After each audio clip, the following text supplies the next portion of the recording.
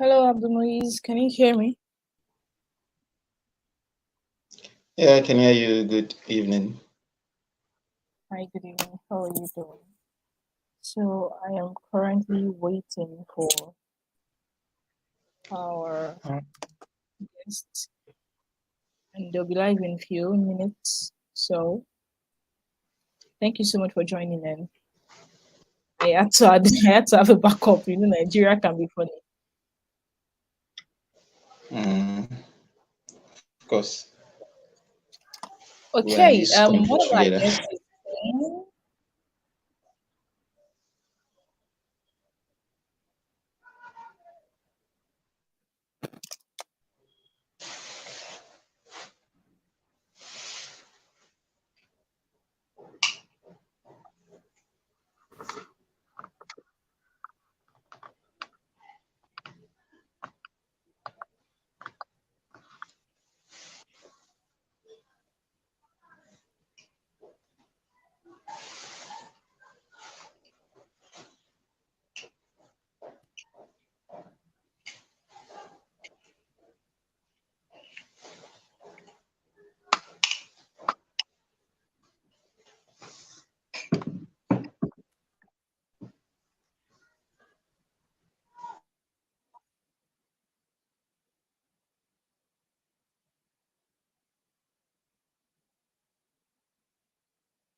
welcome, please, Stephen. Thank you so much for being here.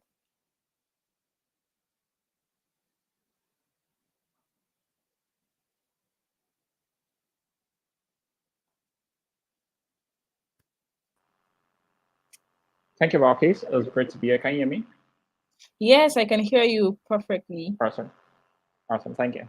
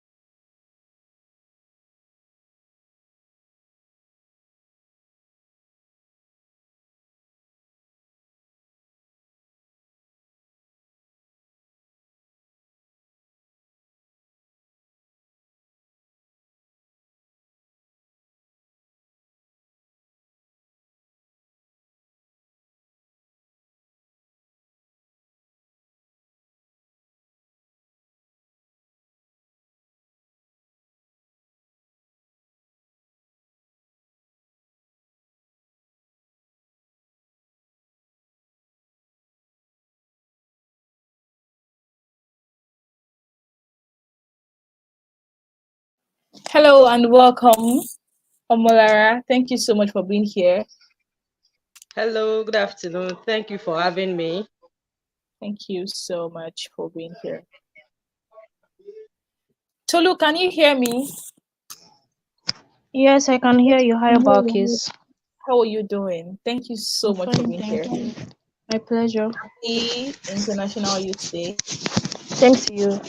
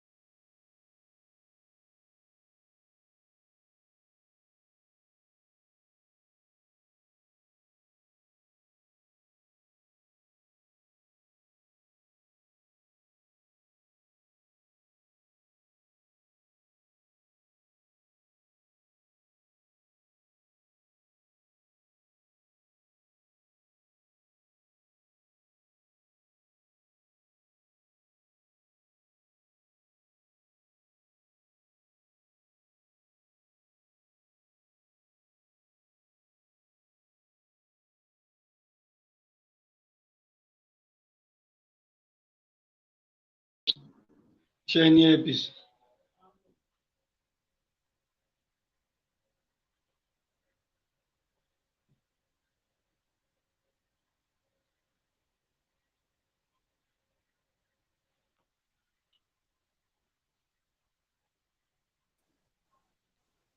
Hi, Mr. Oyede Julufemi. Good evening and welcome. Yes, good evening. Good evening. It's a pleasure. Can you hear me now? Yeah, I can hear you loud and clear, sir. All right. Thank you. Thank you. Thank you. Good evening. I've been worried because I wasn't hearing anybody. No. We muted our mic Thank to you allow so others much. coming first. All Yeah, right. you're welcome. Good night. Thank you so much. Thank you. So I should hang on, right? Yes, sir. Just I think we're almost complete here, so we will start in earnest. All right. Thank you so much.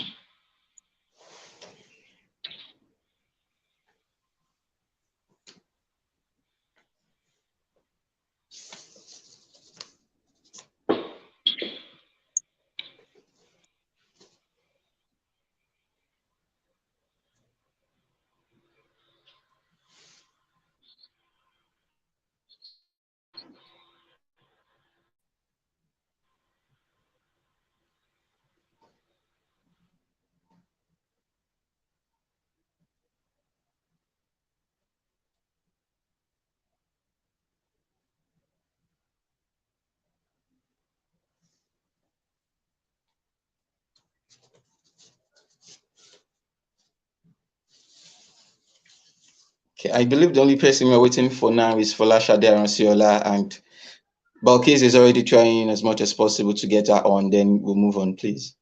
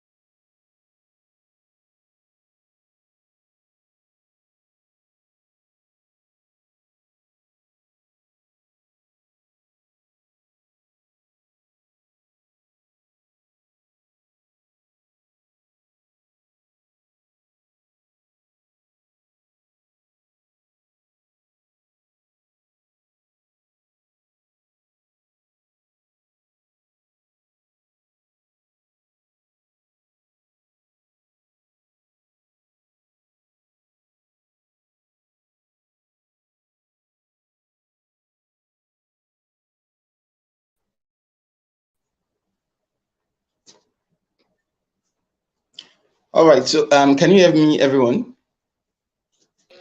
Yes, I can hear you. Good evening. All right. Yeah, Balkis is currently having issues joining in, so I guess I just communicated with her and we're going to proceed. Yes, I So can hear you. can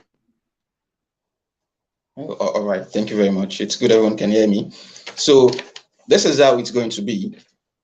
We want to make it's going to be a kind of a panel session. So I have few questions here.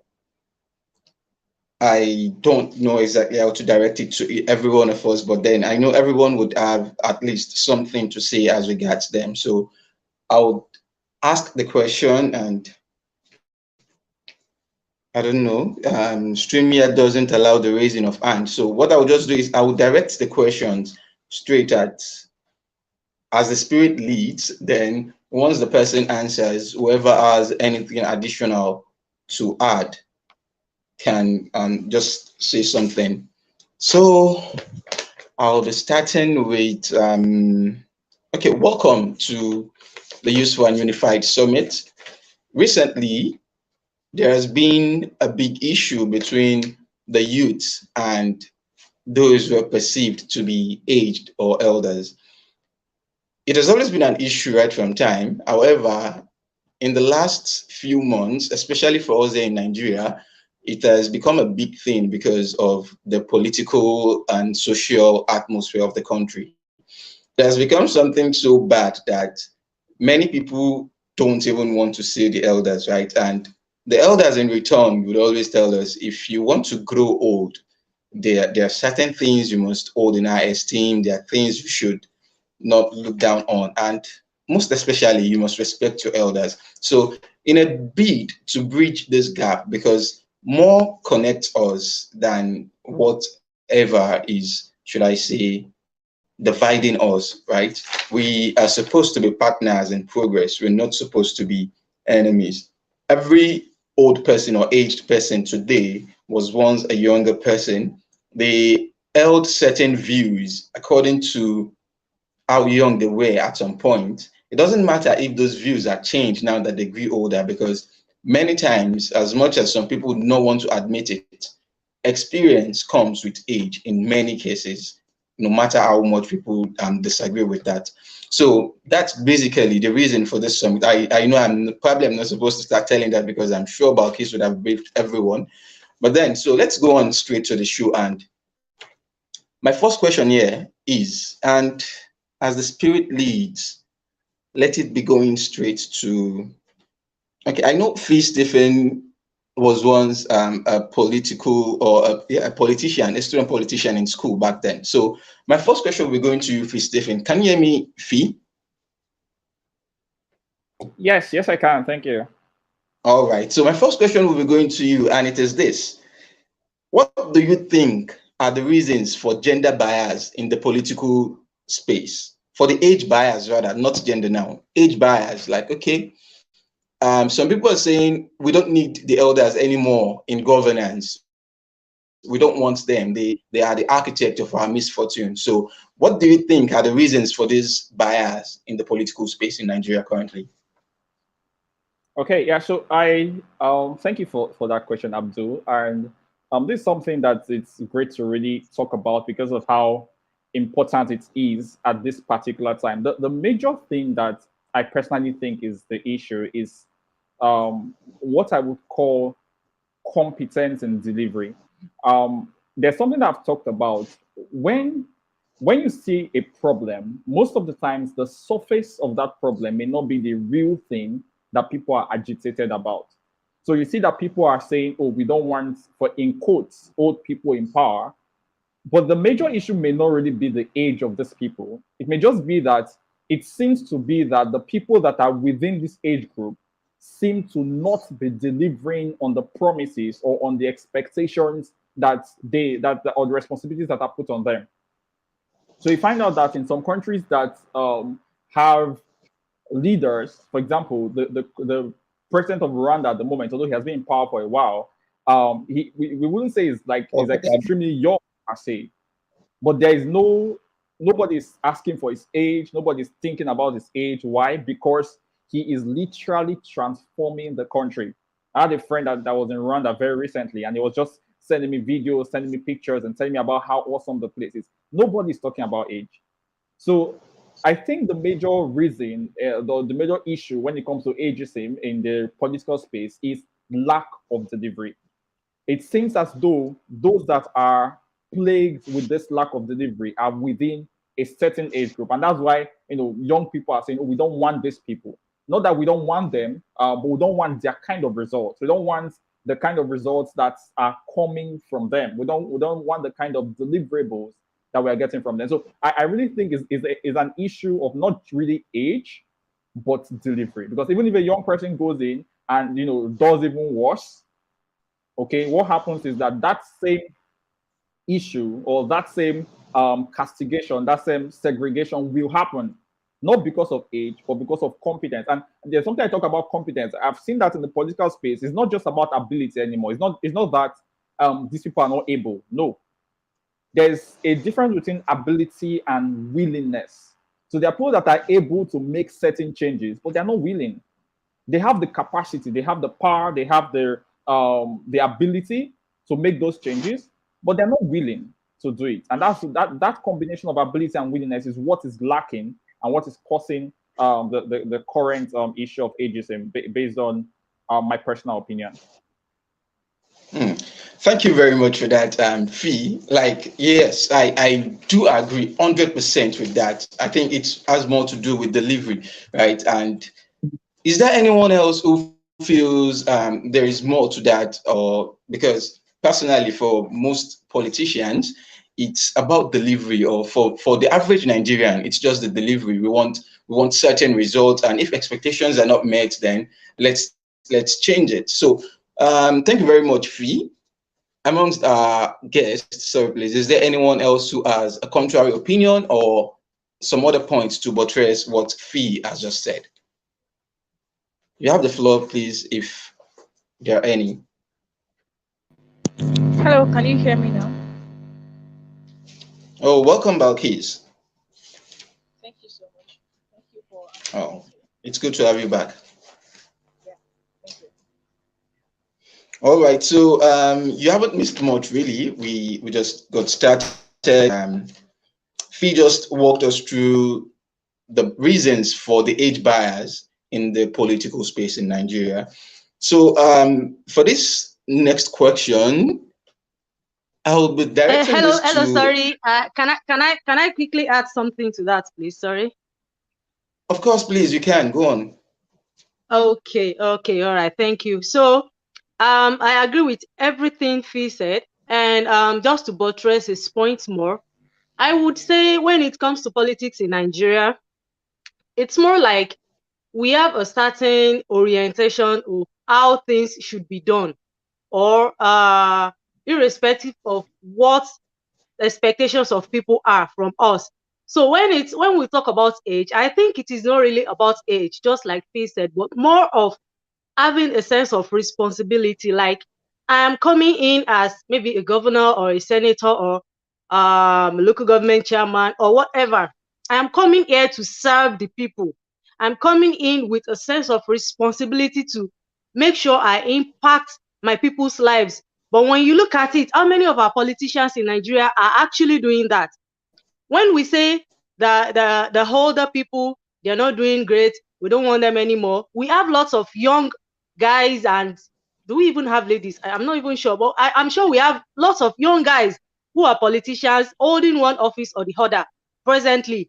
But yet, what are the changes? Even as a young guy, as a young person in politics, do we really have any visible changes? So it is not just about the age per se when it comes to politics in Nigeria, but more of a sense of responsibility, more of a sense of being useful to your community, to your nation as a whole. Thank you. Thank you very much for that brilliant one. That's, yes, people do not really have a sense of responsibility.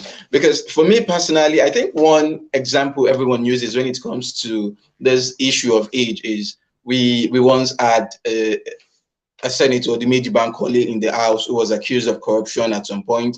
And we've had youth. Yaya Bello of Kogi State is another example of a youth who has not met the expectation of the people, have a sense of responsibility. However, he has his own idea on how to run a state or a nation. Thank you very much for that input. Balkis, is there a question Yeah. you would like to ask from your end, or you would like me to just go on? Okay, so I want to go to the socio-cultural aspect of things right now.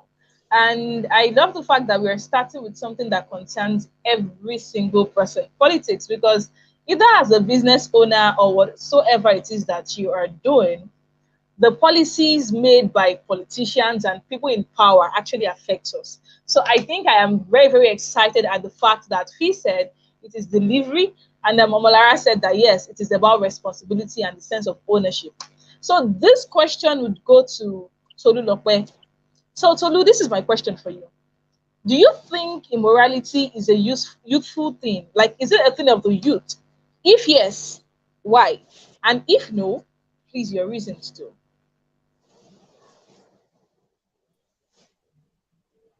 Hi, Balkis. Thanks for that question. Hi, everyone. I think that's a really tricky question, honestly. I won't say yes.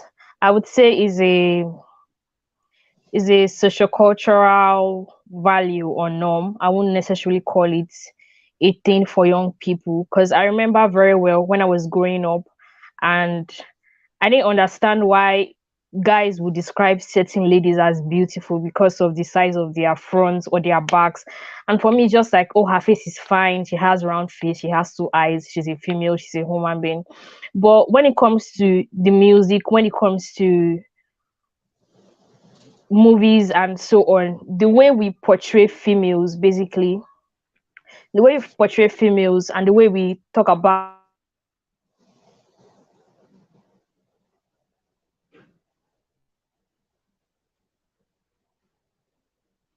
Oh, is that the network on my end?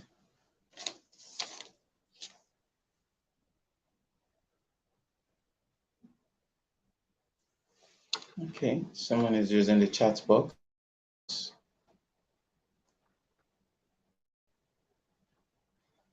Balkis, Yes, I can hear you. Can you hear me?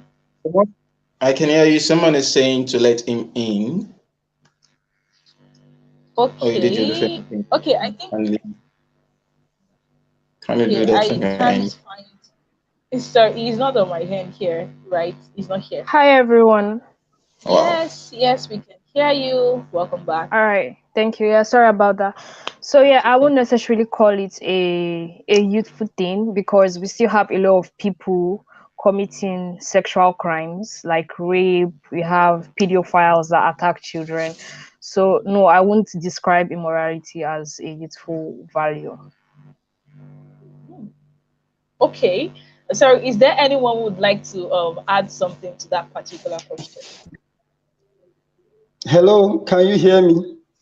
Absolutely, we can hear you, sir. How are you doing? Oh, thank you so much. Thank you. It's a pleasure to be here. And this is a very important occasion to look at who we are as a people and where we are coming from, where we are, and where we are heading to. History helps us to assess who we are. It helps us to assess our progress. It also helps us to identify where we belong and what we are doing, if they are right or not, compare to other society and the rest of the world. We've talked about issues of bias in politics. I've listened to wonderful opinion, and I want to say that part of the values that we are losing as a society. When we were growing up, there is a popular adage in English that honesty is the best policy. Such is no longer the situation in our society. People don't even bother again, about telling lies, about being upright. We have put a kind of value on mediocrity over merit, and capacity and excellence. So all of these things, they are societal values that have diminished over time because of our bad character over the years. When you go to university and you graduated, your certificate is not just reading that you have graduated. The certificate will say that you've gotten to one and you are worthy in learning and character. So, what is our character like as a society? Those who are we Are we raising, raising, our kids our kids at the at the, at the family at the level? family level? Do Do family family have have values We are, anymore? values anymore? we are Family getting feedback. values. Check your end. Okay. Can you hear Okay. me? Can you hear me? Yes, It's please. still I can hear coming you. back. It's still I can coming hear you, back. but it's coming back. I can hear you, but Is it from me? is it from me? Can you hear the Okay, if feedback? you can. Can I go on? Absolutely, yes. Go Can you on. hear the feedback? I'm So Laura, many please. Go ahead, please. today when we were much So younger, many and today when we were much younger, and I don't know where the feedback is coming from. I don't know where the feedback is coming from.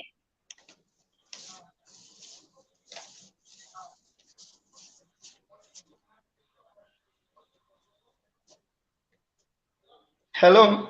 Okay. Yeah, Hello. please continue. Yeah, okay, sir. Let's have it like this, Mr. Femi.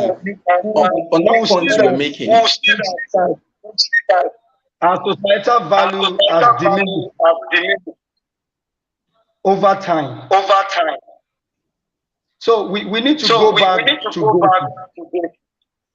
It is It uh, is it it it is the failure is of failure those who are of ahead those of who are us, ahead of us, to actually to maintain actually maintain such good such values. good values. If you look at countries like UK, America, all of these countries, they have what we call national values, and they uphold these values with every bit of their breath. They don't joke with it. They don't play with it. And impunity are sanctioned. Misbehavior are punished. So the idea of this idea of who know who, man know man, are the things that have affected our society today. It is in Nigeria that a parent, we know that a child is into Yahoo and they will be celebrating such a child. It is in this country that a wife knows that the husband is stealing from government and she will be hiding the husband and even encouraging him. So these are values that has really bastardized our society. So it's not about whether people are old or they are young. It is about lack of values. It is about lack of character. It is about not having dignity. We have lost our dignity as a people. So we need to begin to rebuild back all these good values that once, make Nigeria a very good place. Our parents will tell us, oh, in the 16, even some of us grew up to know some of these values, but they are no longer there. So we need to go back to basics. We need to begin to address, these modern values that are causing a lot of problems. We need to go back to those good values that once make our society a very beautiful society that everyone wants to be part of. And it is the character from home, from the society, that people take into politics. That governor that is mismanaging the system is coming from a society, is coming from a home, is coming from a family. So we need to go back to basis. The family value, the societal value. If we don't change at a family level, if we don't change our value, if we don't get our values right at the family level, at the societal level, we can't get it right in politics. We can't get it right in economics. We can't get good governance, because those who are managing our system, they are coming from a family. They are coming from a society. So we need to go back to the family level and the societal level for us to get the political and the governance process right in this country. That's what I want to contribute now. Thank you. Thank you. Wow, Okay, thank thank you you very so much. much Thank for you that. Thank so you. much for that. Thank you very much. Okay.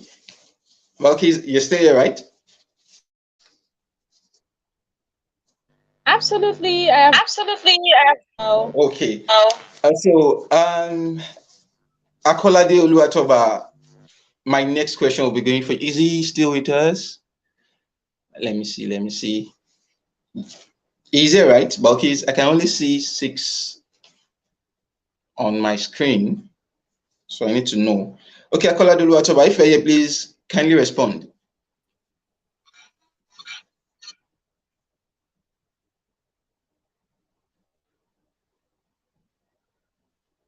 Akolade Oluwatoba, are you here?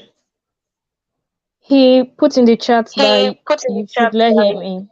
should let him in. Oh, Balkis, please let him in.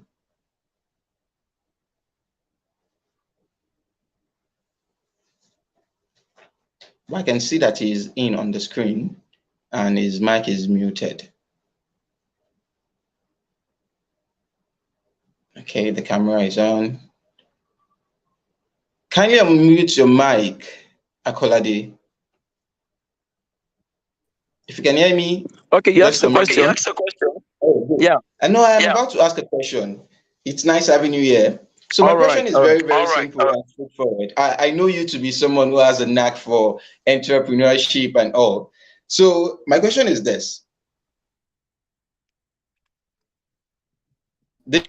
This get rich quick mentality is a thing that everyone these days is making as if it is a thing common to the youth. So how do you think that the elderly ones or the aged ones have contributed to this issue? Now, I'll just give an analogy so that you can answer. When people talk about youth now, the Yahoo business and all, they say it is the youth. However, I believe there must be a reason, right? Because many people would say they started assuming responsibility from an age where they should probably still be under the care of their parents. So I would like to ask, how do you think the elderly ones or the aged ones have contributed to this issue of youth having a get rich quick mentality and being impatient? Thank you. All right. First of all, I would say happy International Youth Day, everyone. So thank you so much for having me here. I appreciate this. Okay. To the question, how has the elderly ones contributed to the fact that everyone now has that get rich quick mentality? Okay. Now let me just take us to some of the Nollywood movies that we've seen back then growing up. You would see that most elderly people, especially the married ones, they will go to the universities. They will go in there not to actually pay a visit to the lecturer or to see their children. Some of them, what they are going there to do is just to take girls, to take young ladies. They take them out, have fun with them, and at the end of the day, give them a certain amount of money. And going by that same Nollywood analogy, you will see that the majority of these ladies, they are girlfriends to certain guys. And as such, those ladies will tend to tell them, okay, as if you can't provide for what I need again, I already have someone that can actually do better.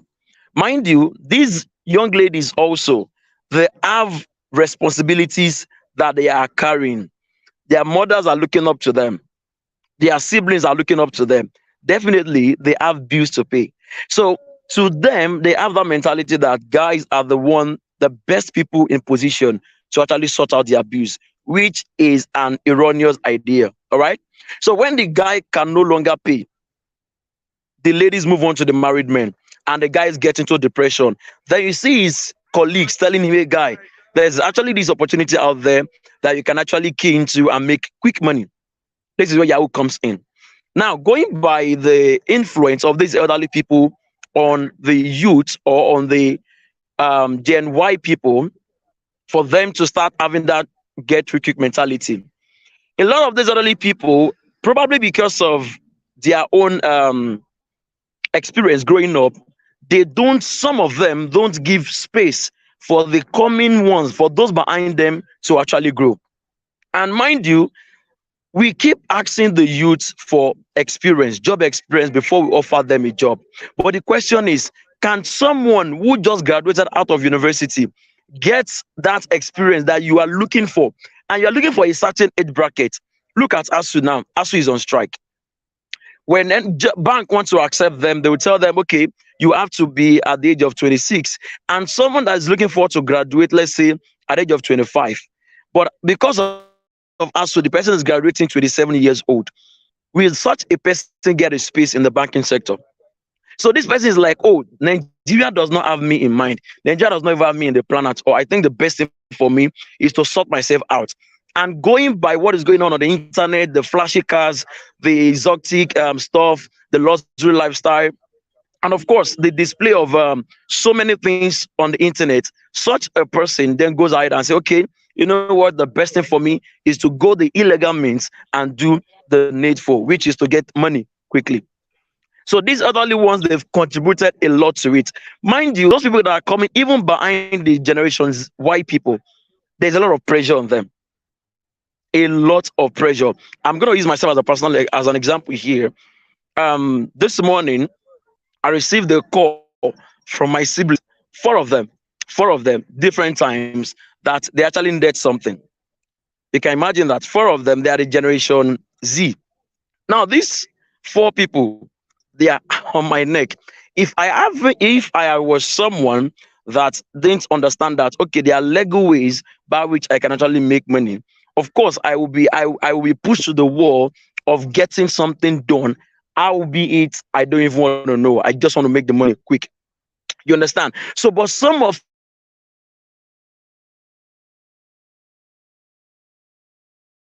for them, this is where the elderly ones fail to mentor. They fail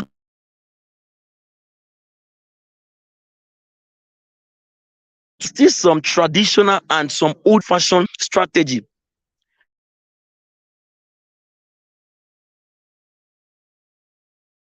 There's some money in a Lego.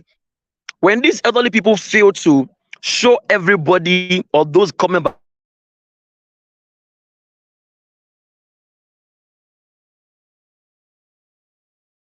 up with the mindset that such generation Y will put the mindset that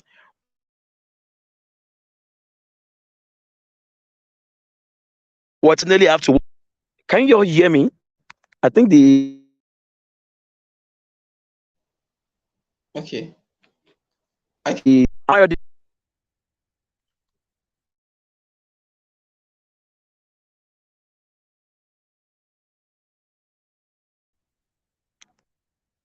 Am I audible enough, please? Am I audible enough? Yes, I can hear you from this part. The network is breaking, but then you're good. I need to know. I need to know if I'm audible. I need to know if I'm audible. Yes, I can hear you from this part. It's breaking, Will you but I hear can me? hear you. Will you not me? Sir, Sir, I don't know. Whose network is it now? Mine is, or the old thing? Henry, in summary, from the elderly people,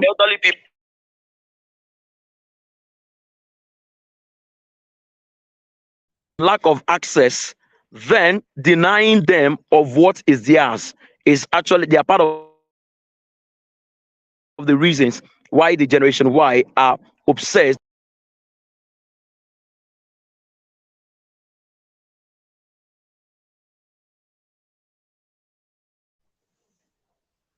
Okay, I think it's the network from Akoladi's end. Can everyone, Tolulokwe, Fee, can you guys hear me? It's looking like we're just the only ones there. Can you guys hear me, please?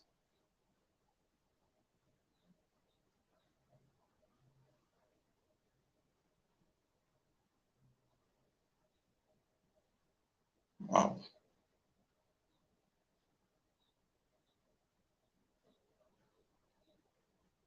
Can you hear me, Tolulokwe? Can you hear me, Fee? Yes, I can hear you. Yes, I can hear you. Oh, good. Thank God. So my next question will be for you, Fee. Okay, Balkis is here. Welcome back.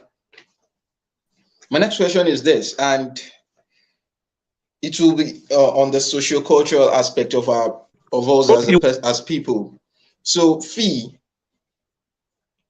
what advice will you give to youngsters, young people especially, on how to relate? Are you getting me? Yes, I can hear you. Yes, I can hear you. Okay. So, what advice will you give to young people on how to relate with the elderly ones in the light of the recent happenings in the country? Because we have people now who say, I know this is purely political.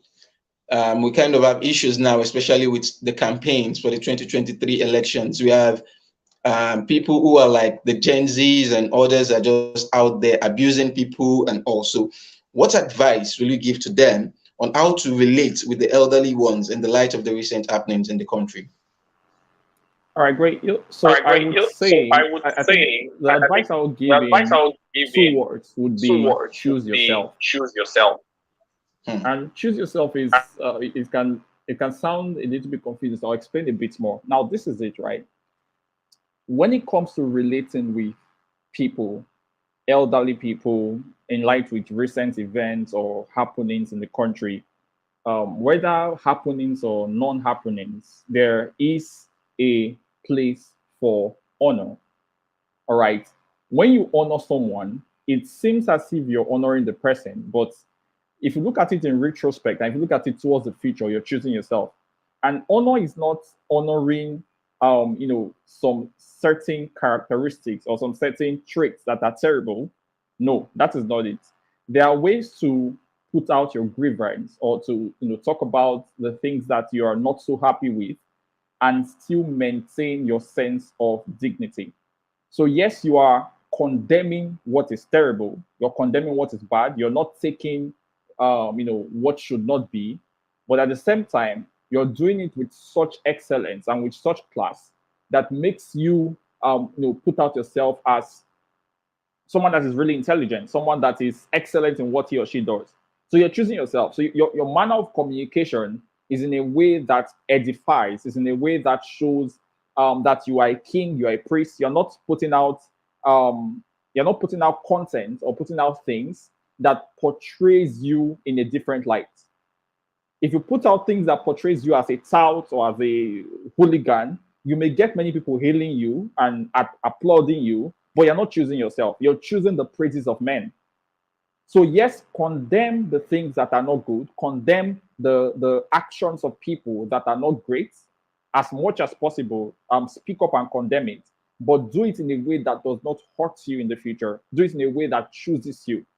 All right. So the relationship either with current events or non-current events, there are some principles that are timeless, that do not depend on events. Honor is a principle. All right. Honor is a principle. So you have to be able to show honor first for yourself. All right. And then also honor for people while condemning the things that are not right. So that's what I would say for young people concerning relating with people that are elderly. So yes, um, give them the honor that you can while condemning the actions, all right? The actions that are not. Do it in the best possible way that shows you as an intelligent person. You're a person that deals with facts. You're not extremely emotional. Your emotions are valid, yes, but you're not having outbursts based on your emotions, outbursts that can hurt you later. That's what I would say. Much for that, Fee. Very concise and straightforward. Balkis, are you still here with us?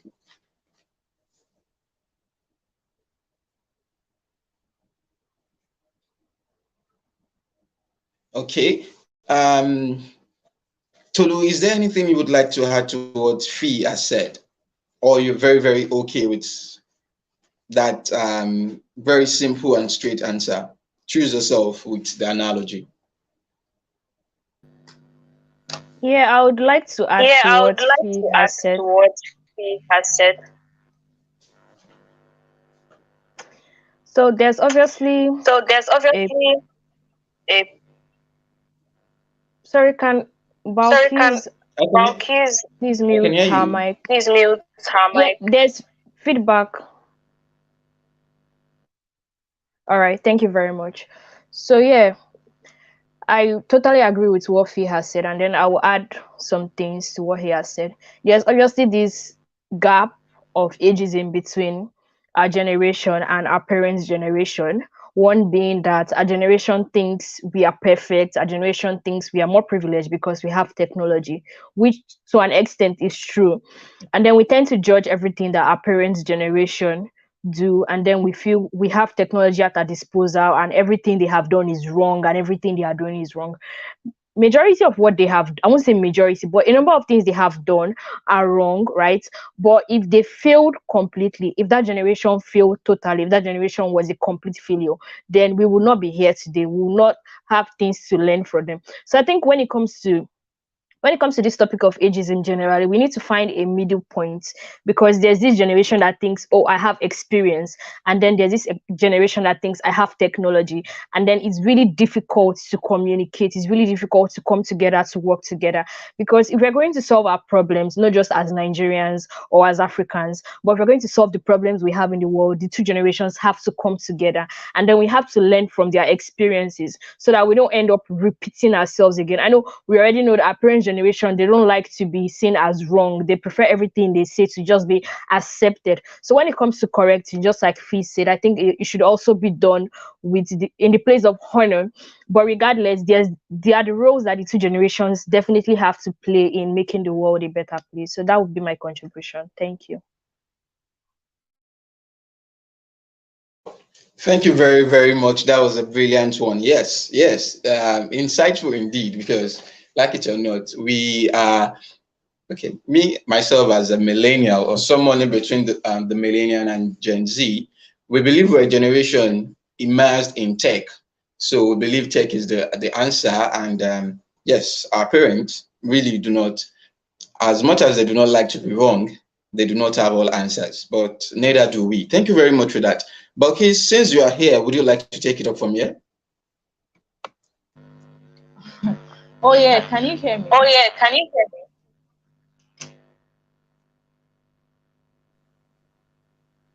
I can Can hear anyone you. hear me? Can anyone hear me? I All can. right. Loud and All clear. right. Okay, so Okay. thank you. So my question would go to Mr. Oyedeji. Please, is he here? I had it in right Yes, now. I'm with you. I'm here. Yes. Okay. All right. Thank you very much. So my You're my welcome. question, I don't know why I love the sociocultural part, but let me go to entrepreneur right now. So for the All right. entrepreneurs in the house, if you're listening, this is for you. You need to take lessons from this. So the world richest ventures are currently run by youth, mostly. Think of the likes of Piggy Bank, Bamboo, Piggy Vest, Bamboo, so many investment and so many big things happening right now, especially in the world of tech, right? So do you think that the world has moved on from the knowledge of the old? Like, are we no longer needing those things from the past? What do you think, sir?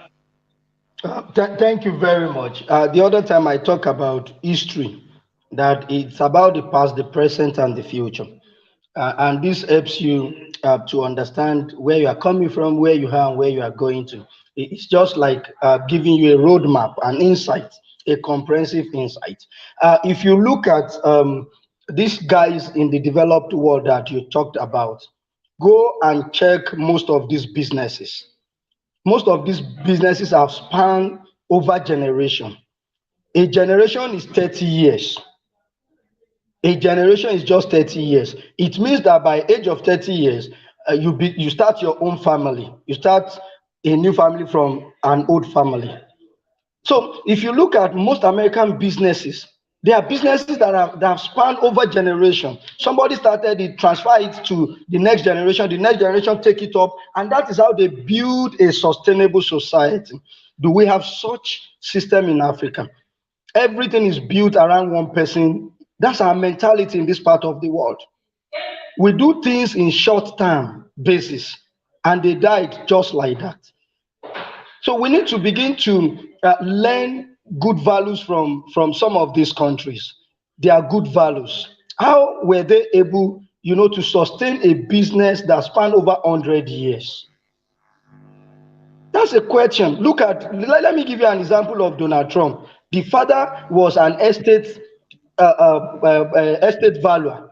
Transfer it to Donald Trump. Donald Trump is transferring to his children now. When he went on to become the president of America, he handed over the company to his children.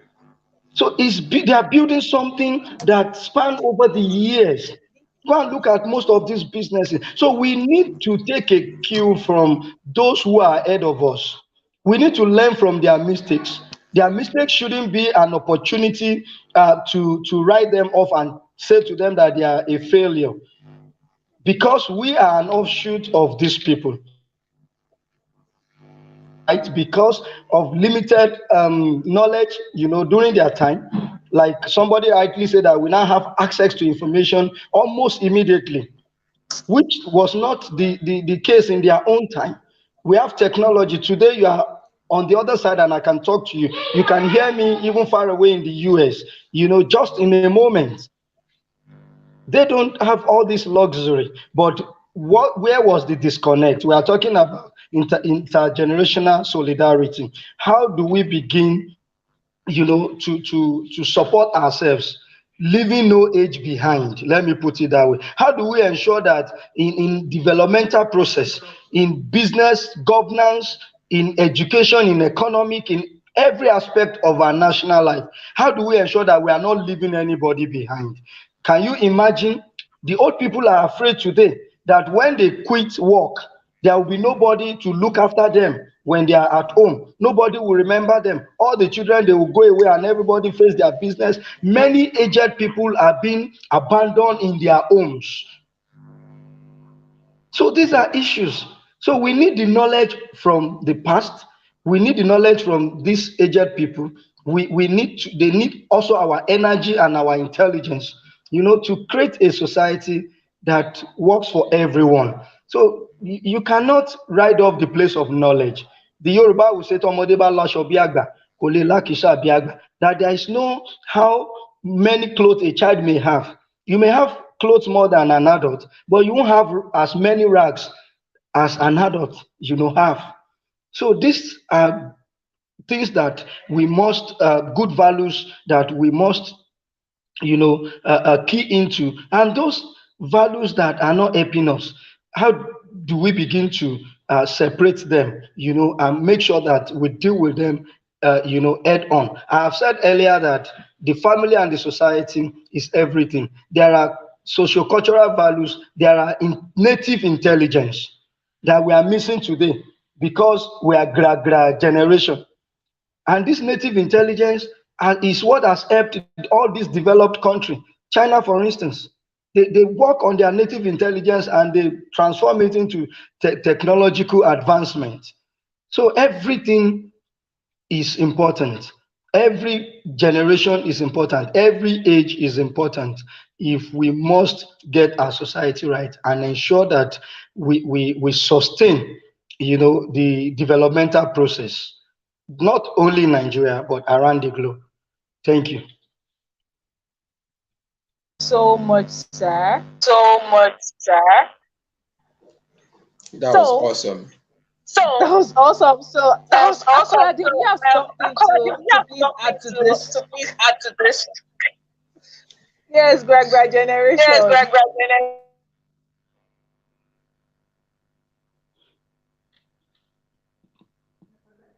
Thank you. Akola, please, can you hear us?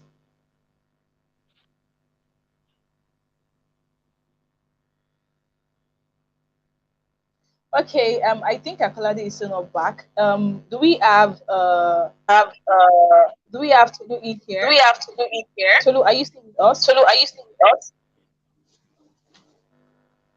Yes, I am. Yes, I am. Okay. Please, I would like to have your thoughts on that. Please, I would like to have your thoughts on that. I agree to an I extent agree to an extent with what he has said. with what he Yeah. has said. Yeah. I think the initial I question think had to the do initial with, question had to do with, please, the feedback. Can we please, the mute? feedback. Can we mute? All right, so I believe the initial question had to do with businesses in Nigeria and young people basically having sustainable businesses. And I think it's a great initiative, it's a great thing to see young people building empires from Africa, not just Nigeria itself. And I think one thing that I have learned from what he said was the area of sustainability, because a lot of people just think about the now and just think about themselves. In simple English or in easier terms, it's like saying we all want to be seen as self-made. We don't like community, we don't like society, we don't want to say, oh, I'm standing on the shoulders of someone. And I think it's very wrong, because as someone in the social impact space, it's something I can relate to a lot, right? Everybody wants their accolades now. Everybody wants their awards now. Everyone wants their recognition now. So nobody wants to be the one to say, oh, I served in a team, I volunteered with people and I learned. And I know earlier someone also spoke on that in terms of getting experience in relation to the ASU strike and recruitment. You're not necessarily going to get experience by just having a job immediately. For you to get experience, right, you are definitely at some point going to have to volunteer with organizations. You're at some point going to have to sit down and learn from people that have gone before you. May not even be in older generation, may be from your own generation. So there's definitely a whole lot that my generation needs to learn, especially when it comes to the place of humility and community. Thank you. Wow. Thank you so much for that. That was eye opening. Can you all hear me? Sorry, am I Sorry, audible? am I audible? Yes, you are. You are loud and clear. Okay, thank you. So Okay, my thank next you. So question my goes next to question fee, goes to fee, because I think because I have done a lot I think I've done a lot on the in the on digital the space, digital space, and I know how and much it I know celebrates how much it those celebrates he learns those from he and all. learns from and all. Am I audible enough? Am I audible enough? You are. Please go on. Okay, thank you. So this question says, life doesn't have to be us versus them, right? But then, what advice do you have for both generations in order for us to, foster peace, unity, and the ability to, get things done? Because I know very well that you're not going to be here today if not for the kind of relationship that we have, and also for the fact that, yes, aside from being someone who says, oh yes, I am under this person, you actually have people you are under to, and then you give accolades and honor, like you said, to them. So what do you think that we can do? Because my generation, what do you think we can do to actually foster that peace, unity, solidarity, and the ability to work together amongst Balikis, these can I generations? add my voice to that? Yes, after fee, I would call Okay, everyone okay, to go come. ahead, my brother. Go ahead, go ahead. Thank you. Yes, thank you All so right, much. thank you so much, sir. And I'm really looking forward to also hear from you about this question. Now, this is what I think personally, and what I tell those that are close to me. When it comes to generations, either my generation, the older generation, when it comes to generations, it's the things that people try to pick out is the word called value. Value is the word. Value can be in several aspects, but value is the word. That's the major word that needs to be picked out, and is a word that both people in my generation and people that are in the older generation would need to put into consideration, especially as we move ahead. And I'll explain this a bit more. This is it. So for people that are in the younger generation, my generation and downwards, right? It's important to know that this is a journey. You you're not here for just this year and next year. There is an entire pathway in front of you. There's an entire runway.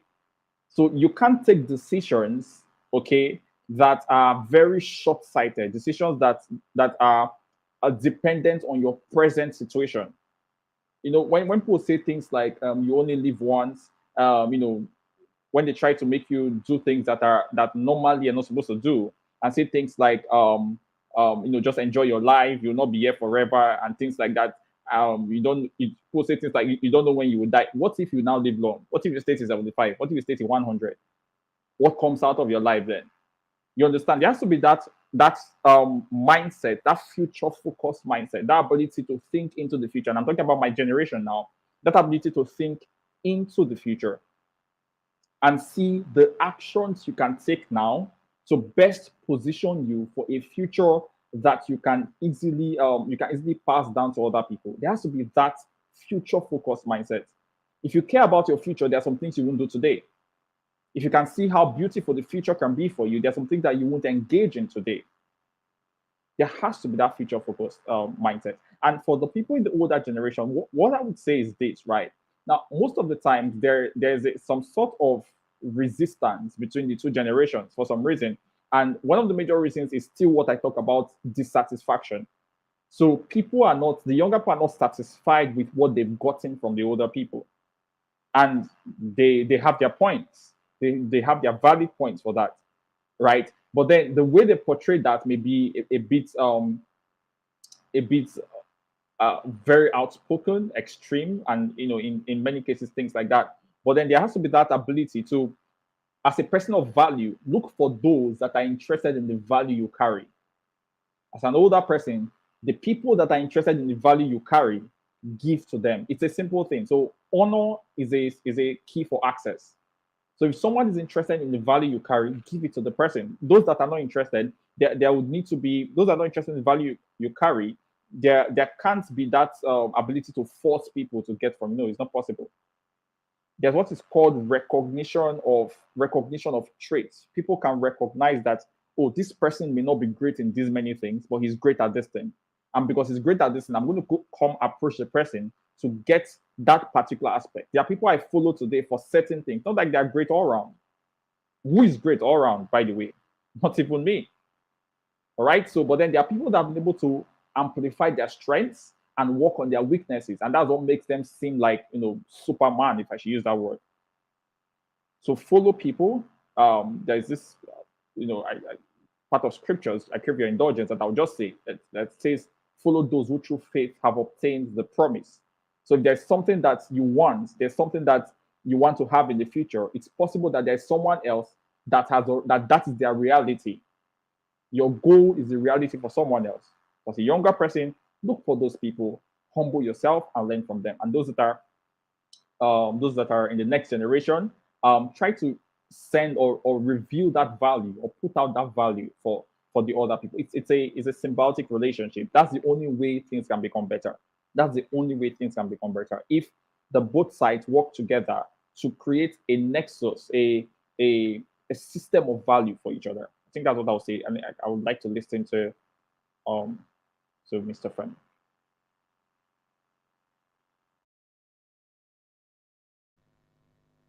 Thank you so much, Fee. Thank you so much. So, Mr. Femi, please, can you please add some key parts to Yeah, those yeah, statements because yeah. I am very excited. Yes, thank you. That was a very wonderful submission. Wonderful. But I want to look at the angle of mentor-mentee relationship because life is all about mentoring, and experience is what you cannot really buy in the market. Experience is what you acquire over the years doing certain things. And experience is also what you acquire by way of your exposure or knowledge. So older people can learn from younger people. Let's say, for instance, now in this era of technology, there are a lot of children, they are the one, taking their parents through the use of computer and all of that, because the parents will still have to use computer to get their work done in their offices. So there are children who have this knowledge, teaching them how to use it, putting them through and all of that, because it's all about learning new skills and all of that. But when you look at it today, I want to say again, just forgive me to say that I'm saying this generation is gra generation. And you know why I said so? We feel that we are smarter than these older people, that these older people are dulling themselves. But these older people, uphold these moral values than we do these days. So it is not about them not managing us very well, but about a society that is evolving. We live in a global community today. People have access to internet. They see what other cultures are doing and all of that. And our parents cannot stop this. They cannot stop us from having access to this. Sometimes when parents are strict with kids, in the house, these kids have access to what they are preventing them from watching. For instance, some home, they say don't watch TV. But when they go to school, some of their friends have access to phone and they bring this phone to school and they have access to all sort of information through it. So it's all about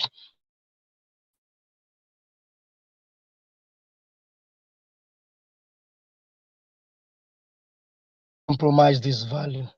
But this generation, they want to be there over time. They want to become instant billionaire. We make a kind of comparison that are not really, we are not supposed to make. I'm not saying we should not have drive, but we must establish a system. We must have a vision for ourselves. We must understand that there are principles to be followed, and we must understand that success is a product of process. It's a product of process, and it is not an instant gratification. Most of the times, what we are after, the younger generation, is what I would call instant gratification. We just want to satisfy something quick now. We don't want to understand that there are process we need to follow, that we need to build blocks. We need to build blocks. You need to arrange blocks one after the other for you to be able. You need to lay strong foundation. Build blocks for you to have a solid house, for you to have a solid building.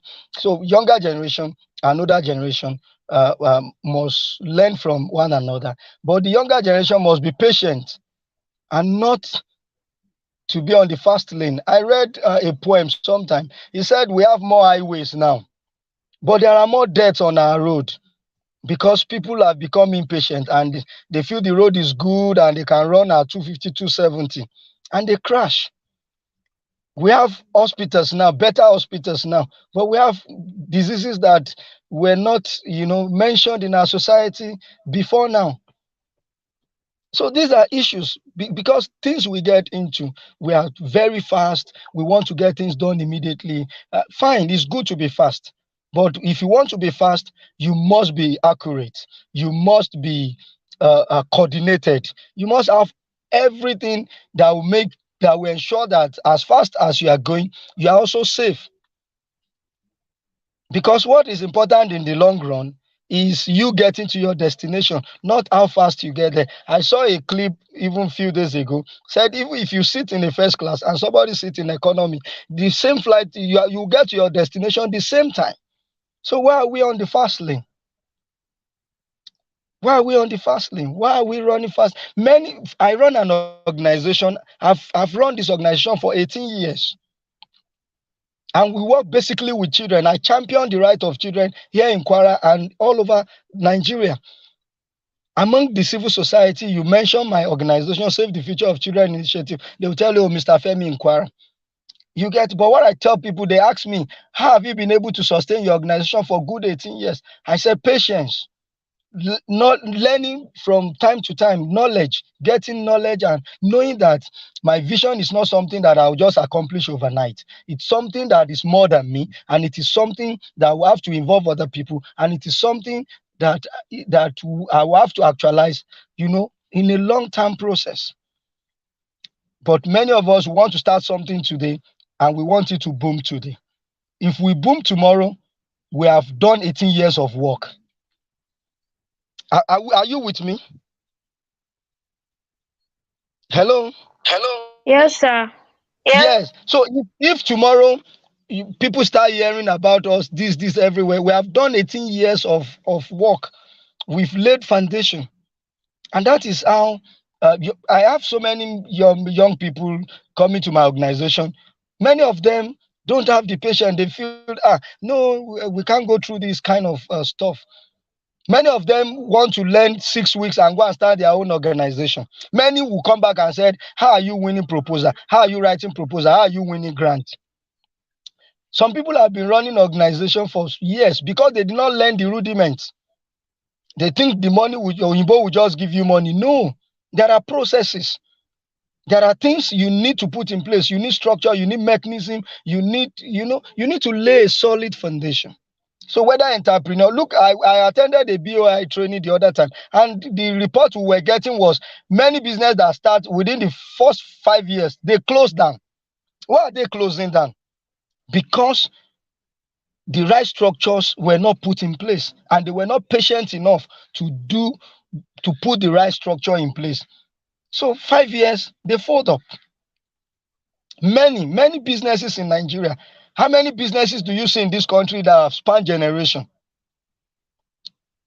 Because everything is built around one person, and this person is the CEO, is the program officer, is the finance officer, is then you put family members. When you put family members all into your business or whatever it is that you want to do, you won't learn the right values. You need to inject other people.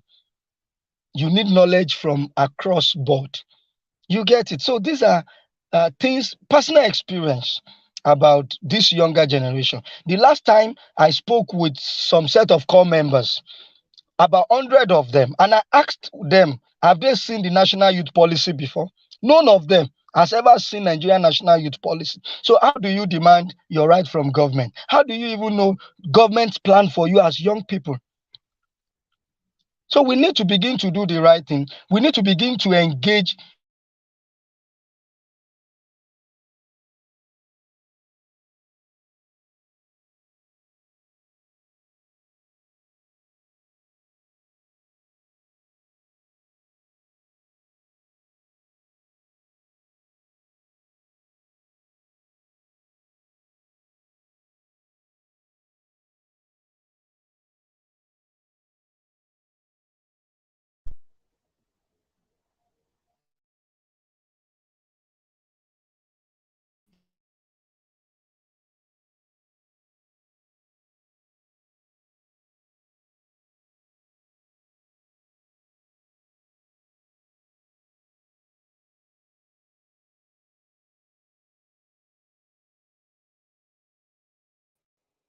Hello, are we still here? Yes. I was thinking it's my network. Okay, perhaps we lost out with Mr. Femi there because of his network. So on that same issue, because that seemed like our last question for the day. So for Actually, Tolulope, right? hello. Hello. Yeah, I can hear you. Please go on. Yes. Oh, thank you so Yes. much. Thank you so So, much. So thank you so much, Mr. Femi. I don't know what happened, but then he just went off. So let's have Omolara give us our take on that. So what we were talking about when you came in was the fact that what do we do, or what can we do to actually make sure that we improve the solidarity, the peace, the unity, and the work that needs to be get done amongst all generations. So what exactly can we do? And Mr. Femi was trying to give us an idea into what needs to be done and his experiences. So what do you think we can do as a person under the generation Y? What do you think we can do? Okay, thank you so much. So when you talk about this generation Y and generation Z and all, I'm always trying to, let me say, I'm always struggling to like create a balance when we talk about generation Y and generation Z or Gen Z, like they popularly call it the Gen Z. So for me, I think it starts from understanding our own persons, our own personalities as a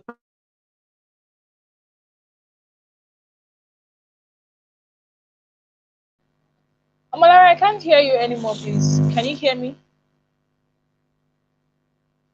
Hello? Okay, Tolu, can you please take it from here? All right. So thank you very much. Yeah, I think basically what she was trying to say is still similar to what I'm going to say. We need to have a mutual understanding. First of all, you need to understand yourself before you can tell someone how you want to be treated.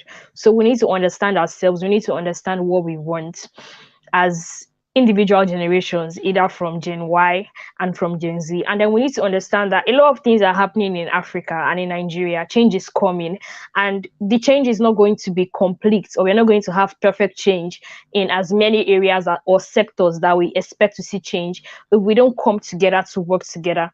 Like I said, Gen Y has more of the knowledge, has more of the experience, and we have technology. So there definitely has to be a central point, like a bridge, a meeting point for us to work together. And then we should also learn that it's not a function of, I think in the both generations there's pride, to be very honest. Right. I think my generation is too proud that we don't want to learn from them. And then the generation is just like, because it has been done like this over and over and over again, means it should continue. There are certain things that have been done repeatedly in that generation that can continue. There are some that can be modified, and there are some that should be buried, right? So there's always that bias of, I want to be the right person. I want to raise my shoulder and say, oh, my generation got it right, and we are just not ready to meet in the middle. So I think the summary of it is basically humility, right? We both need humility to be able to learn from ourselves and to work together. Thank you. Oh, thank you so much, Tolu. And Akolade, can you please say something about that? Akolade, are you still with us?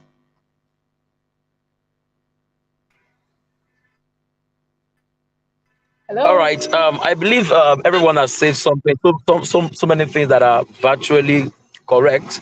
And the only thing I would just add is this: for the generation Y, going forward, they should inculcate the habit of learning and seeking for mentorship. It is very, very vital. I was saying something the other time. I say, in as much you have access to internet and other things, what these generation X people know, though may be old fashioned, but they are prerequisites for laying the brick to the many things that we, the generation Y people, need to thrive in any industry. They've done it, they are there. The only thing that we have is just the faster route to doing it and the easier method. However, we still cannot do away with the ethics and the structure and the system that are in place that this generation X people have put in place. And also generation Y, they need to understand that why they are learning things, why they are seeking mentorship, why they are seeking value, they need how to teach other people so that their relevance will still be maintained, their legacy will be left and felt. Because as we all move on, gradually, before we know it, we are crossing over to the generation X also gradually. So what are the legacies that are in place? Yes, they have the internet there, they have everything they have at their disposal. As generation Y, we should be more.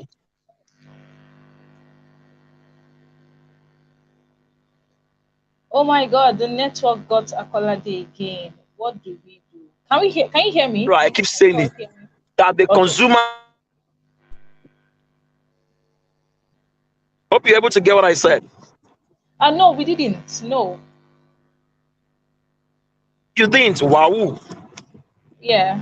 Just the last part, the last few seconds.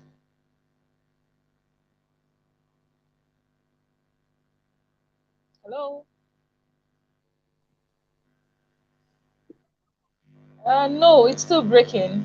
Okay, I think I would just give the final question out, and this is just I'm just going to call this fastest finger. Can everyone hear me? So, Yes, we Yes. can hello? hear you. We can Okay, hear so you. the Yes. fastest, all right, the fastest finger takes this question and you dissect it. So my question goes thus: do you think the not too young to run bill is a long-term scheme to dust the aged politicians?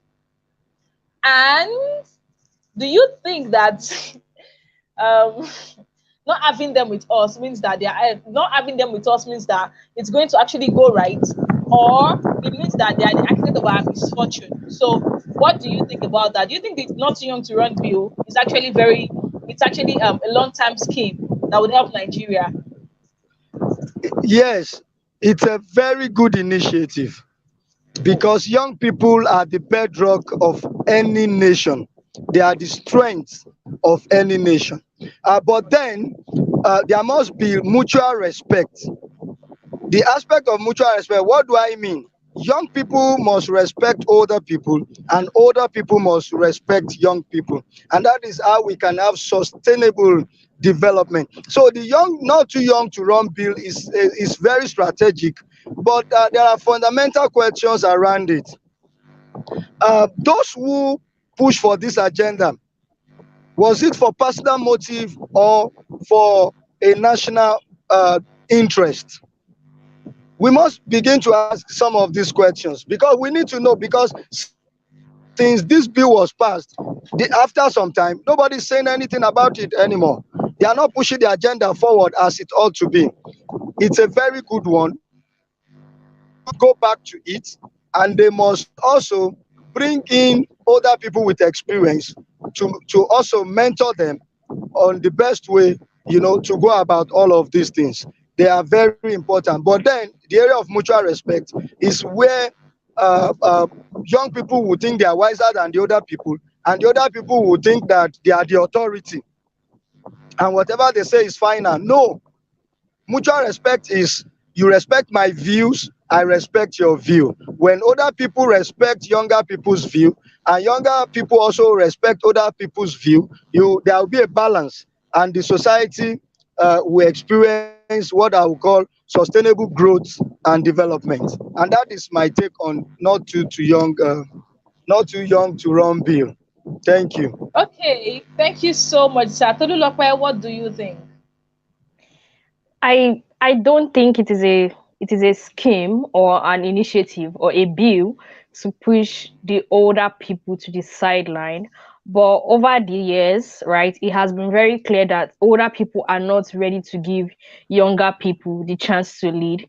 I saw the nominations for or the appointments for some of the new ministers, right? And then I was surprised by a particular one. And I was saying, I went to check for the person online, and I could see that the person had experience in politics under a particular party. But for the particular office, right, or particular ministry the person was nominated for, the person had literally no experience.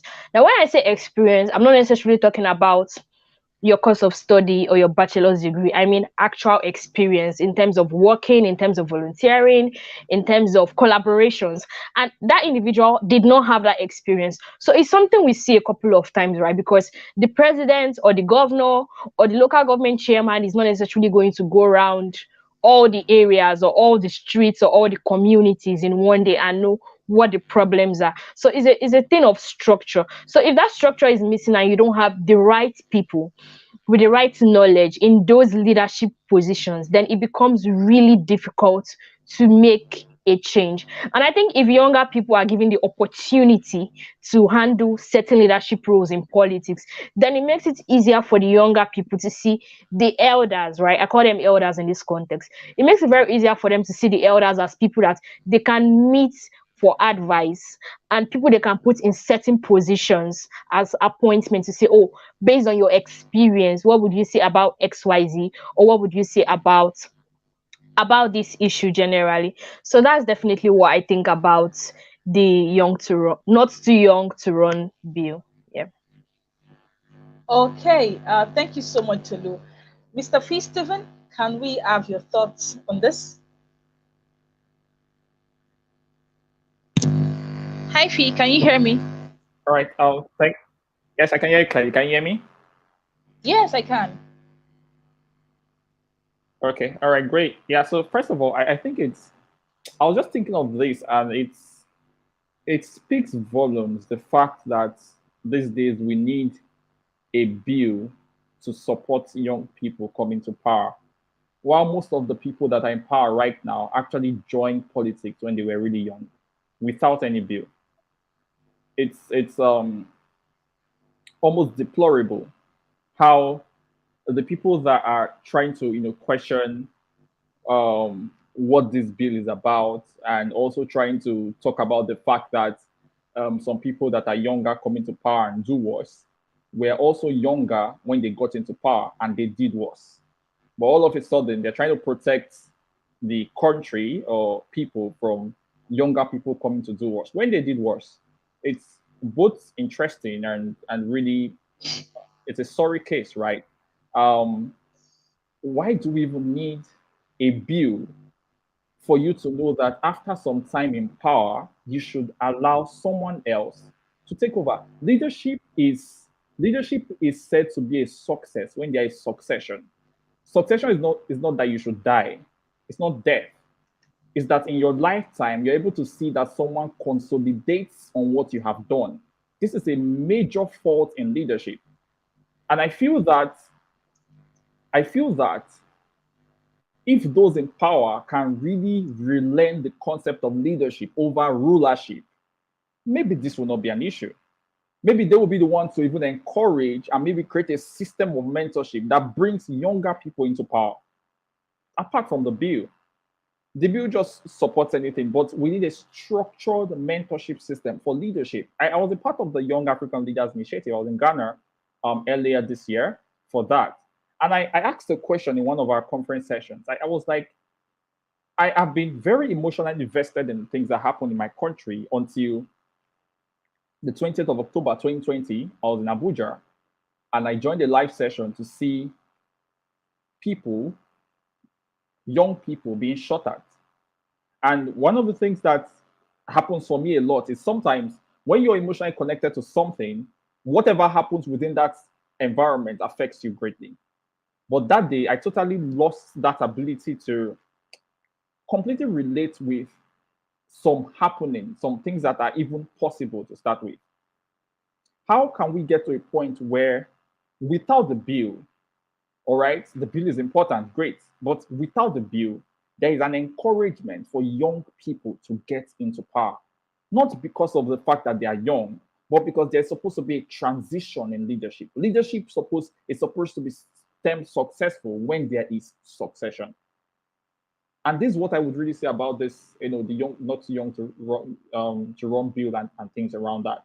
As interesting and as great as it is, there was a time when there was no need for a bill for a young person to get power, and it was easier than it is right now. It should not be so. It was not so from the beginning. It should not be so. All right. So that's my take on that, and I want to believe that some people may have other opinions, but yeah, that is me.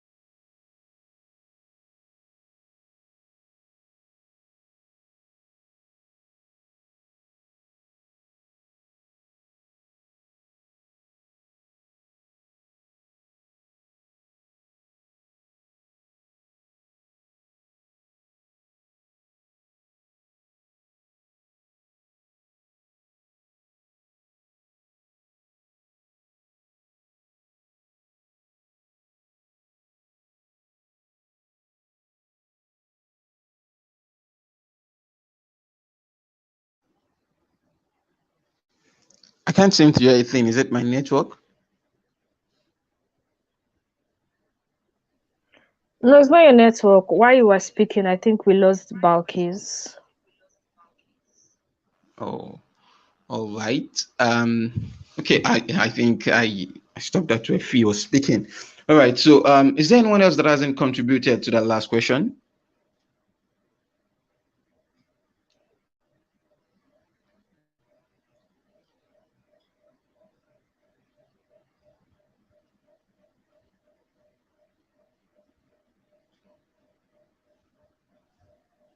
I can't see the people on the call, but I have Can everyone hear? contributed. Yeah, I can hear you. Yeah, I know. Yeah, so I think Okay, now I everyone know has you've contributed to that contributed. particular question.